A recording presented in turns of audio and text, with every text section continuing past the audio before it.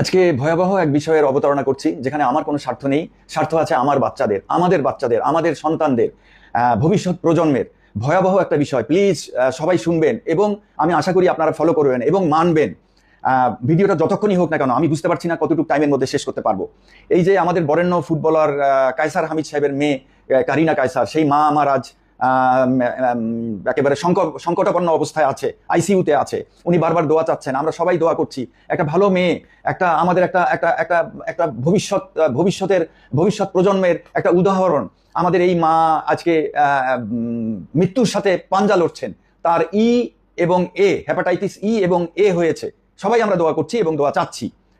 অনেকেই লিখেছেন, দেখলাম সকালবেলা থেকে দেখলাম যে অনেকে লিখেছে বিষয়টি, সেই জন্য আমি অবতারণা করছি।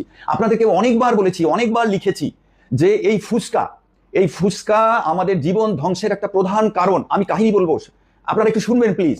তো এখানে মলের জীবাণু, মলের ভাইরাস, এটা একটা বড় আমাদের খাদ্যের ভেজাল খাদ্য বলেন, অপরিচ্ছন্ন খাদ্য বলেন এবং প্রাণ সংহারী খাদ্য বলেন। আজকে ডাক্তাররা বলছেন, আজকে সবাই বলছেন, সবাই জানেন কারিনা কায়সারের যে হেপাটাইটিস এবং হয়েছে, এটা হয়েছে পানিবাহিত এবং মলের ভাইরাস। মল থেকে আসে এই ভাইরাসগুলো, এই ব্যাকটেরিয়াগুলো। এই যে হেপাটাইটিস এবং আরো একটা বড় বিষয় হচ্ছে এই রোগে অনেকেই মারা গিয়েছে, অনেকেই। এবং আরো ভয়াবহ বিষয় হচ্ছে এই এবং প্রায়শত দেখা যায় মেয়েদের বেশি হয়। কেন বলেন তো? ছেলেরা বেশি ফুচকা খায় না মেয়েরা বেশি ফুচকা খায়?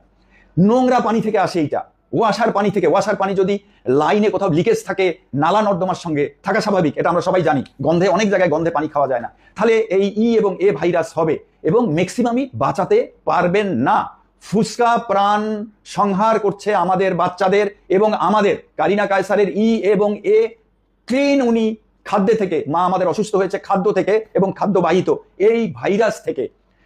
দেখেন, আমি তখন ফুড সেফটি অথরিটিতে সবকিছু টেস্ট করে চলেছি। হঠাৎ এইটা মাথায় আসলো, কারণ এর আগে আমরা টেস্ট করেছি, অসংখ্য এজেন্সি টেস্ট করেছে। কয়েকদিন আগে পত্রিকায় এসেছে যে ফুচকায় মলের জীবাণু পাওয়া গেছে। ফুচকা মানে কিন্তু মলের জীবাণু। ঘটনাটা কি, কিভাবে বানায়? খোঁজ নিলাম। ঢাকা শহরে আপনারা অনেকে বলতে পারবেন, যাত্রাবাড়ি মোড় থেকে একটা রাস্তা, এটা কোন দিক আমি জানি না, মেইন রোড, বড় বড় যে হাইওয়ে, তার মাঝামাঝি কোনাকুনি একটা বাজারের দিকে রাস্তা ঢুকে গিয়েছে টুয়ার্ডস ঢাকা। মানে আমরা যদি নারায়ণগঞ্জ ওই দিক থেকে, কাশপুর থেকে সোজা আসি, তাহলে যে চত্বর একটু ঘুরে যখন আমরা আবার ঢাকার দিকে আসবো, সেই সময় ঠিক কোনাকুনি রাস্তাটা ঢুকে গেছে। ওইখানে ভিতরে একটা গ্রামে, একটা বস্তিতে এই ফুচকাগুলো বানানো হয়। আমি ম্যাজিস্ট্রেট পাঠালাম, এপিবিএন সাথে কয়েকজন এপিবিএন আর একজন ম্যাজিস্ট্রেটও গিয়েছে, আর আমার ইন্সপেক্টর গিয়েছে।